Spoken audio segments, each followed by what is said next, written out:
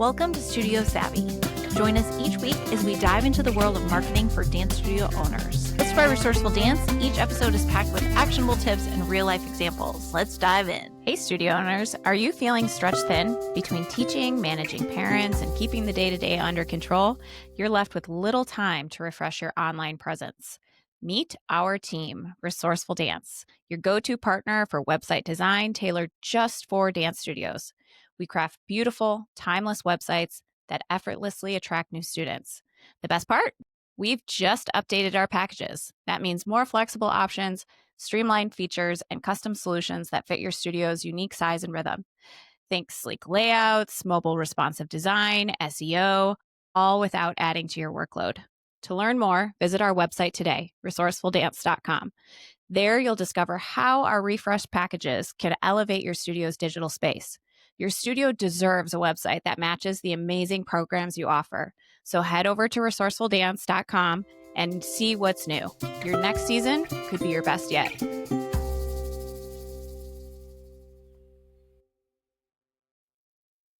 Welcome to Studio Savvy with Meagan and Colleen from Resourceful Dance. We are so excited about today's topic. We are marketing people, we are website people, but at our core, in our heart of hearts, we're teachers.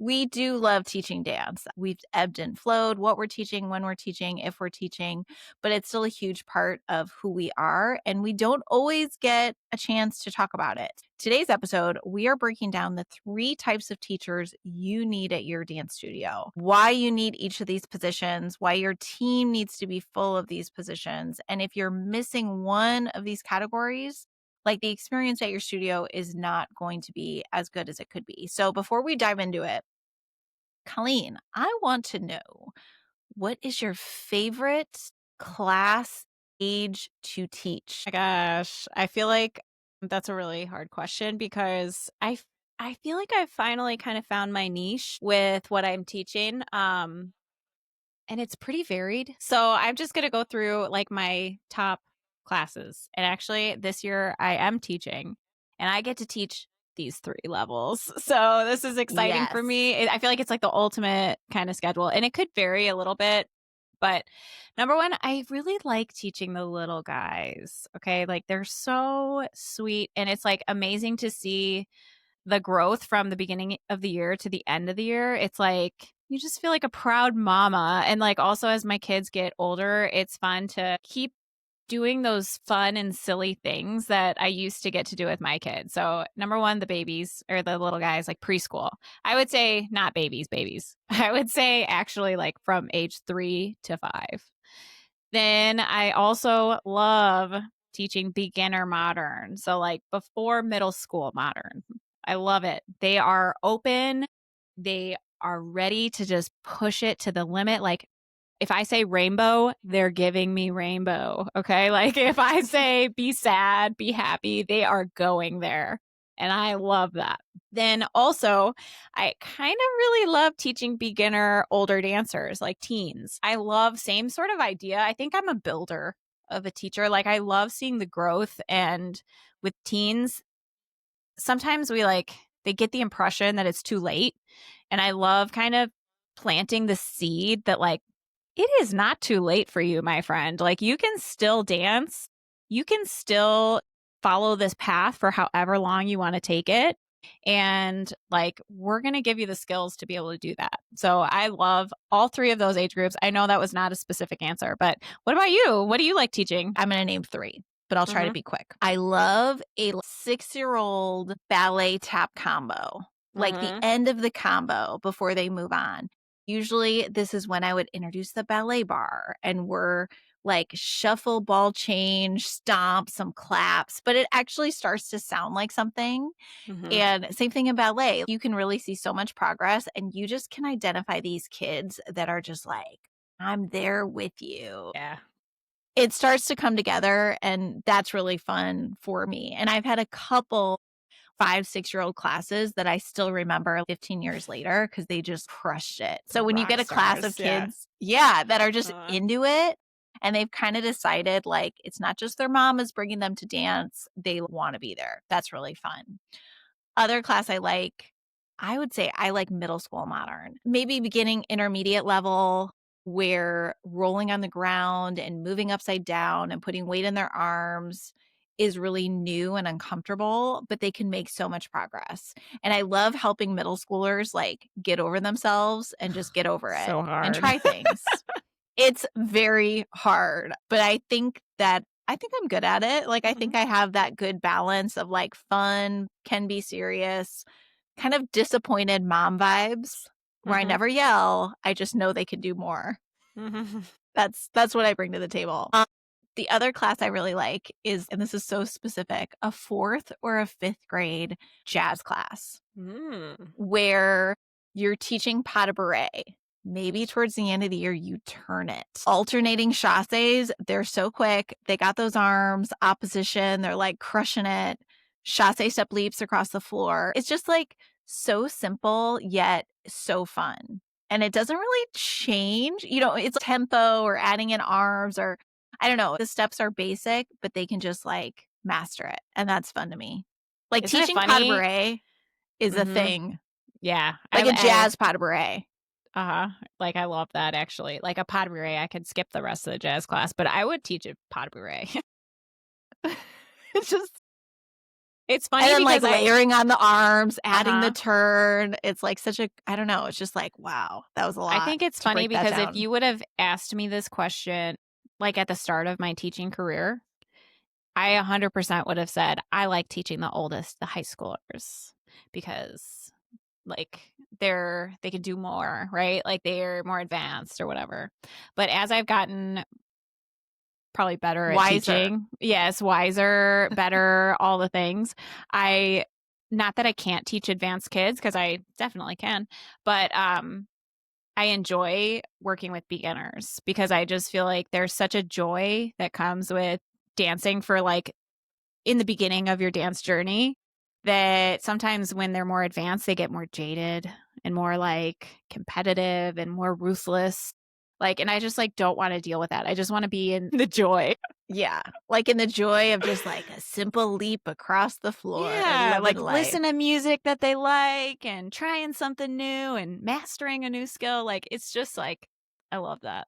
Best. Yeah, same. Okay, that is a perfect Mhm. transition because I think Colleen and I, in your studio teacher mix, we would for sure be your mentor, coach Mhm. teachers. We're not the new and shiny thing. We're consistent. We're stable.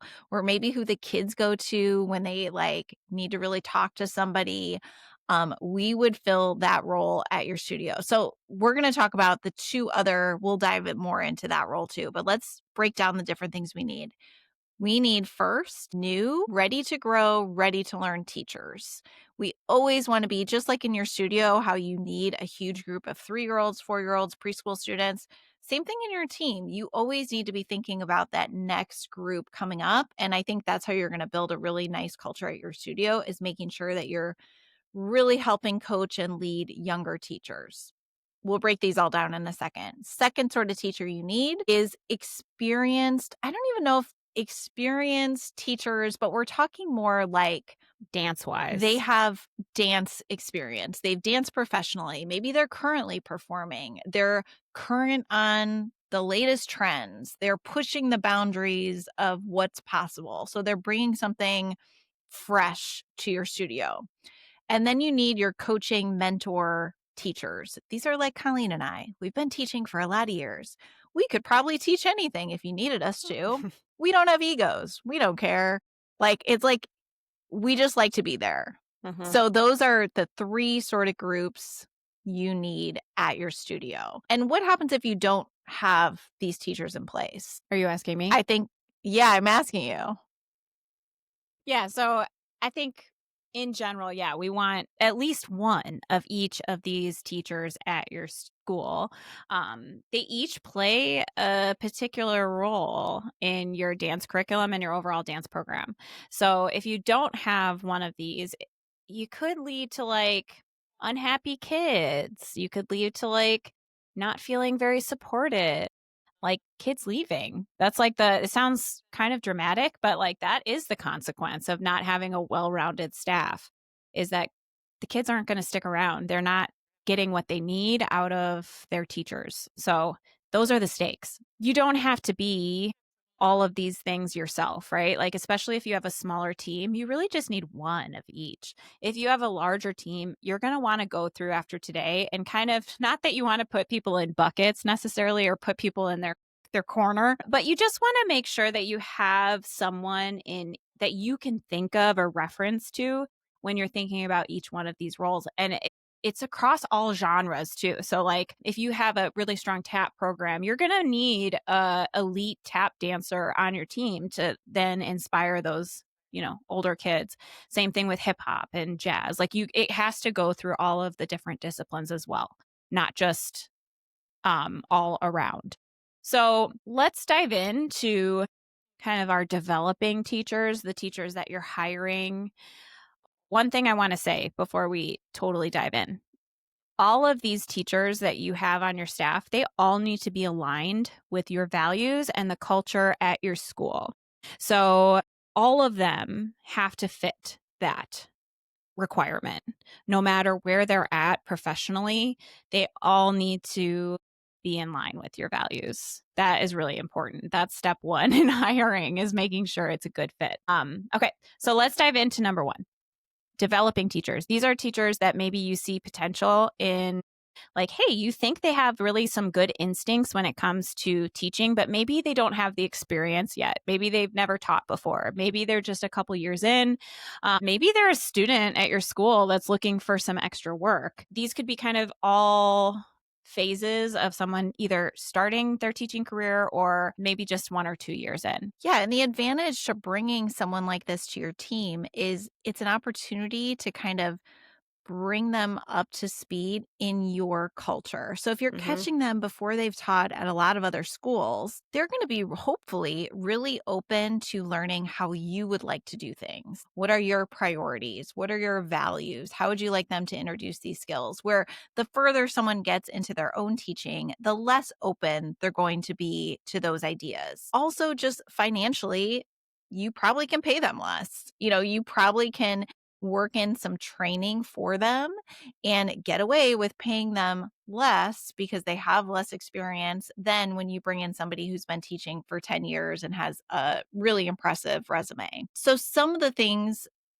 I would say another thing these people can bring to the table is energy, excitement, enthusiasm. They're Mm. not jaded. They're eager to learn. They're excited to be there. Another, like, okay, so if you identify like maybe a senior student or somebody new, but you see that they're like really great with kids, they have a warm personality, they have, these other attributes that would make them really good. It's worth investing in their training so you can have them in your program.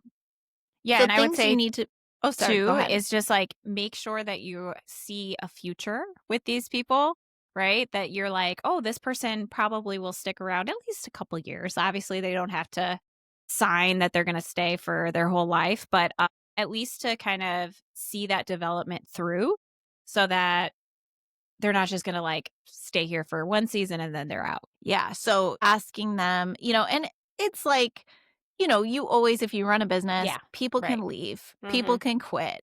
But even, yeah, what can you do to kind of establish like their plan is to be in the area. Their plan is to continue teaching. They have an Hmm. interest in developing these skills. They're not leaving to college in 6 months or something. Like, if you know that, maybe Exactly. that's not the person that you're trying to kind of seek for employment, at least long term.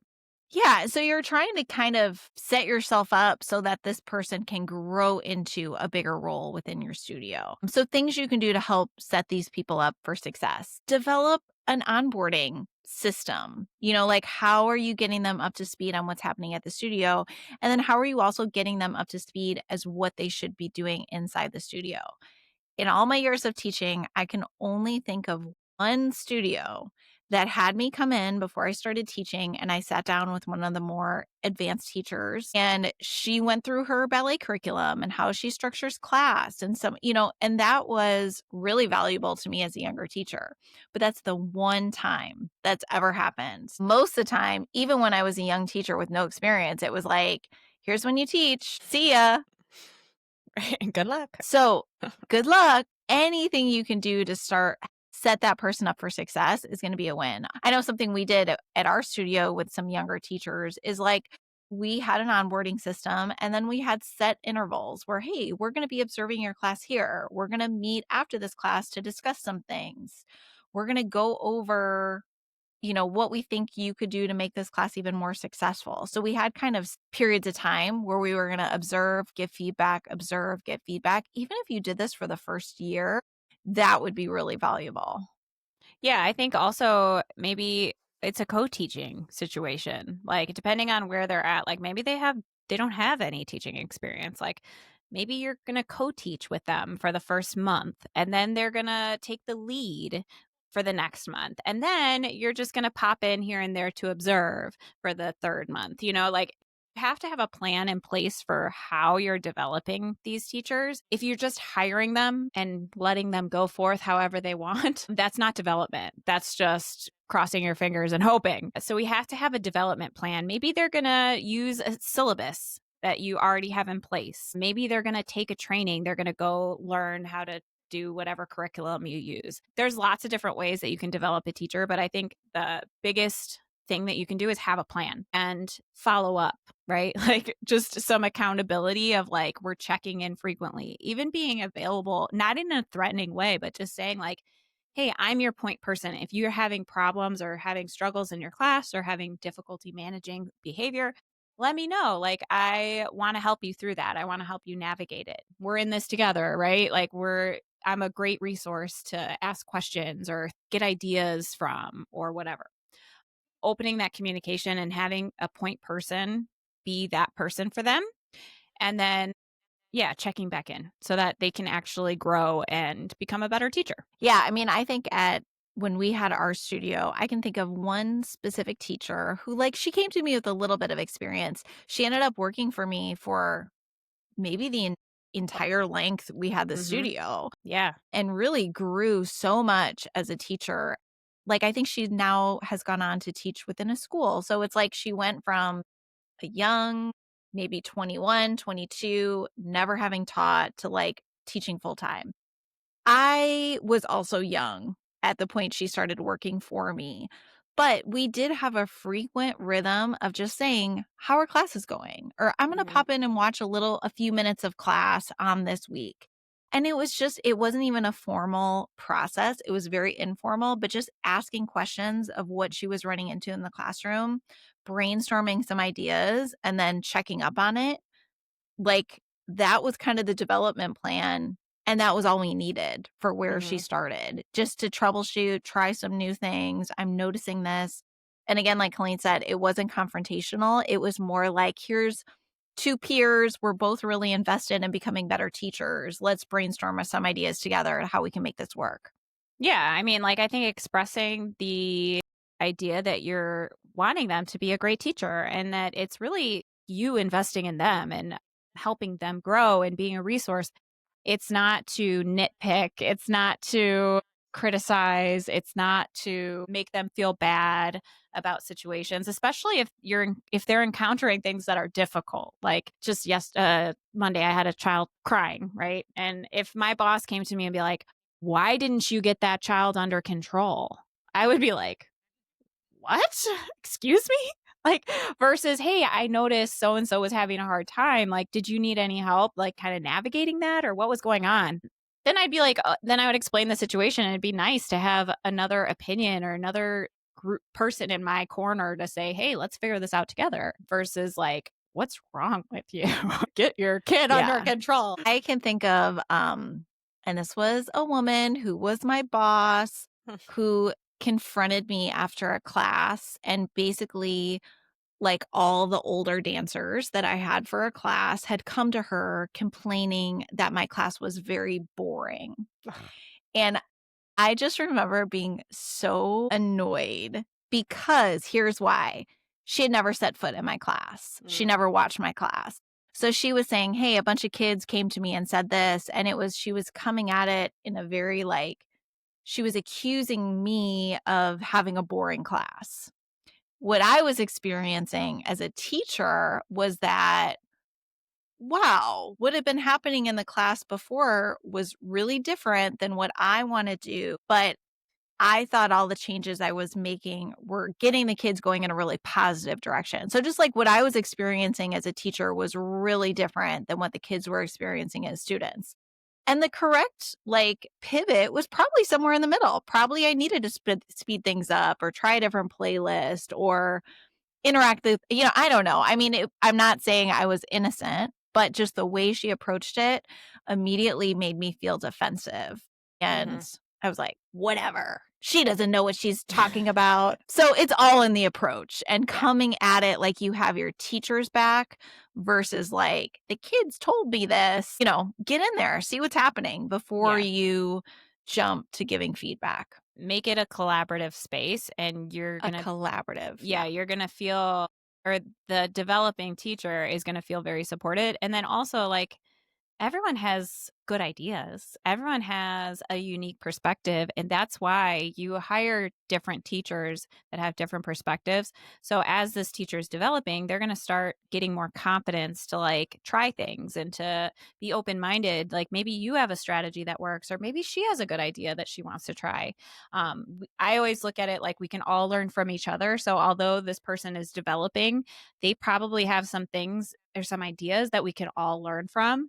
And the more that you communicate that up front, the better. The better that they're going to feel supported to grow and to learn. And your whole team can learn from them too. So I think that's a wonderful way to approach it. All right, let's move on to the next type of teacher. So we have your developing teacher who's like, doesn't have a lot of experience teaching, but you're going to help them grow and help them be a better teacher. The next type of teacher is, we'll say, a dance experience or experience rich teacher, we'll say. So that means like someone that is like maybe they're currently dancing in a professional company. Maybe they were recently dancing professionally. Someone that's like in their they're in their peak, we'll say, like in Their their dancing prime. career, their prime. I feel like Where the I'm trying to say this description in a gentle way, but like someone that's like gonna dance full out, that your kids are going yes. to look at and be like, I want to dance like them. Yeah, I was just gonna say that. I was like, I feel like this sort of teacher is who your kids want to be, Yeah. who they are jealous of, who they're obsessed with. Even like they start dressing like this person. And like you can't have too many of these because these teachers can be trouble sometimes. But you need someone that your kids really aspire to be. Mm-hmm. And who's someone who's like in it. Like they're cool. They know what the trends are. Like even like what are they wearing? I don't know. It's just like somebody that is in it. Colleen and I are just laughing because like that is not us. Like we are not No. in it and that's okay. Like, Yeah. but if I was to start a studio today, I would know that a space I need to fill at my studio would be somebody that was in it and who like can come up with like fresh choreography and they're going to turn the lights off and the kids are going to be like, oh my, I'm thinking of a former teacher that worked for us who Yeah. filled this role. Mm-hmm. It's like he had the kids take their hair down and brought in like mood lighting and his core. I don't know. It was just like the kids were like anything he did was incredible. Yes. Amazing. And I could probably do something similar, but it would just never be as cool. And that's No. okay. And like, I think this is like where we all have to check our egos a little bit, right? Like sometimes it's difficult to know that that's not you, but it's like, it's also like good to acknowledge that so that you can seek it out, right? And you can get that person on your team. The other caveat too is that we can't just hire anyone that's a great dancer because being a great dancer doesn't always equal being a great teacher.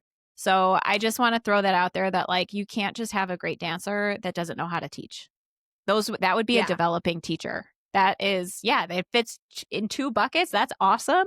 And someday, they can shift, but like we have to have teaching skills as well, aside from being a great dancer. Yeah. Those things are definitely not all the same. Yeah. And if you can find both those things, awesome. But the person that fills this bucket may also need development too. Yeah. Mm-hmm. Also, like these are the teachers that there are probably some warnings that come with this sort of teacher. Like you need to be very clear about your social media policy Mm-hmm. and how are they posting photos and videos of kids. Also, like, are they going to leave your studio and your kids are all obsessed with them and they're going to follow that person? Like that happens sometimes. So Mhm. this, you need to kind of watch the checks and balances of, like, for your older kids, I would say it's not a good idea if your older advanced kids are only interacting with one teacher. This is why we're saying, okay, you need these types of teachers, and your kids in those more advanced levels, they need to have touch points with all your team, so Mhm. that it's not like they're just loyal to this one person. I've just seen this play out like Oh, yeah. many times, where, Yeah, we and all you have. can sense it when there's a teacher at your school that just starts kind of taking credit, like, these are my dancers Mhm. versus like, these are the studio's dancers. So that's something with culture, like the first thing we said, you need to make sure they know that they're part of a bigger team, and kind of, making sure that that team element is really there is going to help hopefully prevent some of these issues. So that's kind of the thing to watch out for sometimes that comes up. Yeah, and I would say with these teachers also, I mean, with all your teachers, to be honest, always have them teach a sample class before you hire them. Like that's part of the interview process is making sure that like they have the skills necessary to do the job. I kind of was always shocked. Like I've gotten 2 jobs without ever having to teach beforehand. And I was like really shocked, to be honest. I was like, really? You're just going to hire me? Like, really? You Yeah. sure? Like, you want me to come in or something and teach them something? I know for sure one of the cases it was like a referral from another teacher. So that kind of, okay, that makes sense. The other one, I was just shocked. But it worked out for them because I'm a great teacher. But I would not advise that strategy when you're hiring, especially if they're like a great dancer. It kind of makes it more important to just make sure that they're also a great teacher and that, you can kind of see some of those red flags play out, like even in like their first couple classes. So you can kind of catch those before you hire them. And also, even if you have access to their social media, you can kind of pop on there and see how they're talking about current students, how they interact with students. Do your due diligence when it comes to hiring these experience rich teachers. Not saying that that's the only kind of teachers that pull these sort of moves, but it seems to happen more often in our experience. And then also, just like a practical note, is like, if these teachers are actively performing and dancing themselves, like, for most of them, their professional work is going to be Yes. prioritized ahead of them teaching at your studio. So you need to be okay with that, or you need to have Mhm. a conversation about that. Like, I know when I had dancers or teachers working for me that were still dancing professionally, it was kind of like, okay, here are my show dates, here are tech weeks, and you're going to have to be comfortable that I'm going to miss more than maybe other teachers because I have these other commitments. And then also, like, they're going to quit if something doesn't work out, or if they get Mhm. another opportunity, and they're probably not going to think too hard about that. And as long as you're prepared for that and know that, like, okay, in this seat, this could be something that changes more frequently than some of the other spots I have on my staff. And it could be worth it. Like, it's worth it to give my kids the experience of having this teacher for a season, knowing it may only be for a season. So, just things to be aware of. This also can be easier or harder to fill depending on where your studio is Yep. located. Like, our studio was in the Chicago suburbs, which made it really easy to pull great talent or people that were still working. I think, like, where I live now, there's just a smaller group of professional dancers that live in my Mhm. area. So it would be harder. So depending on where you are, know that this could be easier or harder. If, let's say, you're in a rural area, you don't have these people in your community, that's where I think maybe you look at bringing people in for workshops a couple times a year, or maybe you do Mhm. an awesome, like, I'm thinking about one of our clients that does an incredible summer intensive where she flies people in. Mhm. So you can be creative in how you kind of fill this seat, but it may be harder to have a year-round teacher that kind of fills this role. Yeah, I think that's a great idea to do workshops and stuff and get your students that exposure. And even I know one of our clients brings in the same choreographer every year, and it's like, oh my gosh, so and so is coming this week. And it's like Yeah. the kids lose their minds for this choreographer. And it's like so funny to me that they get so hyped up. But yeah, it's like it's same effect is like you want that excitement. You want them to like, I'm gonna impress her this time. Like you want Yeah. them to be like self-motivated to like really stand out. But okay, so let's move on to the last type of teacher, which is the mentor, training teacher, the good and steady of us all. And I say that because me and Megan are these teachers. The people that have been teaching for many years, they don't have an ego. They're really looking out for the best interest of the studio. They will teach anything. They will help other teachers willingly without even being asked. They carry your values like it's just natural for them because they've been in it for so long. They're the ones that you're going to depend on. Maybe you're going to call them first when you need a sub because they can do anything. They're going to help those teachers in training that are just getting started. Like Megan mentioned, they're going to be there for their students if they need something, or maybe they're the ones that are getting the ice packs and calling parents or whatever. There's really not much that you have to do as a studio owner. You want them on your team because they are probably the easiest to manage and to work with. So if you can get not your hands on, but if you can get them on your team, you're in a good spot. Yeah. And if you are starting to build a bigger team, the bulk of your team ideally would fit in this bucket. And then you're going to have a handful of newbies, a handful of of your dancer, choreographer, experienced teachers still working. But like, if you want that consistency, if you want low turnover, this is the sort of teacher that you have to really prioritize. Another thing, I mean, I feel like we talked about this a couple episodes when it comes to pay times, those, current dancing choreographer type teachers, they tend to like demand more pay, where we're going to argue that really the teachers, there's something to be said for teachers that come back to your school year after year. So be sure you're not taking these, maybe are not the new shiny thing, but they're really the pulse of retention, relationships, consistency, even like your work having to train them year after year. So be sure that you're not discounting the role that these teachers can play in your school. Former dancers, parents, people that maybe grew up as going, maybe they danced as students at your school and they went off and did something else and now they're coming back to this. Like those can be great contenders to fill this role at your studio. Yeah, and I would say like as far as like challenges that you might face with people that have been teaching a while is that a lot of times they have families of their own. They are juggling schedules. They are trying to figure out how to keep their kids in school and activities and all that. So they might not have as much flexibility as some of those younger teachers. But usually if like advance notice is your best friend with these type of teachers so that they can plan for any changes. Like I know, at least in my own experience, I get a little jazzed up when I get a last minute schedule change because I'm juggling a lot between my whole family. So it's the more like you can communicate and be clear with expectations, the better. And two, like I think that again, that collaborative space is really important for these types of teachers as well. If you're coming in and steamrolling ideas and saying, you must do this, they're probably not going to take it very well because they've kind of been at your side or a teacher for a long time.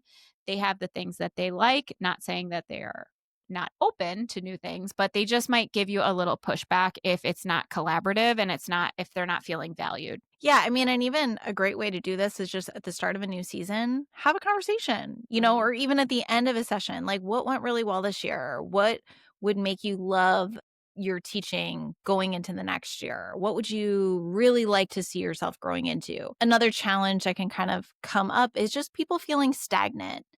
People feeling like I'm not growing, I'm just kind of doing the same old thing. So even having that conversation and asking people where they would like to go, maybe they grow into being like a company director or your preschool program director, or they're doing some more training. So just making sure you're not keeping people like, this is the spot they've been in for 10 years, we're going to keep them here forever. And making sure you're providing opportunities for them to continue to grow, take on more leadership. And that's just going to make everything better.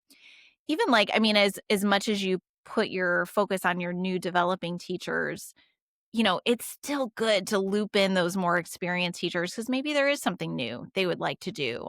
And that just makes everybody stronger. Yeah. I mean, obviously we're big fans of these types of teachers.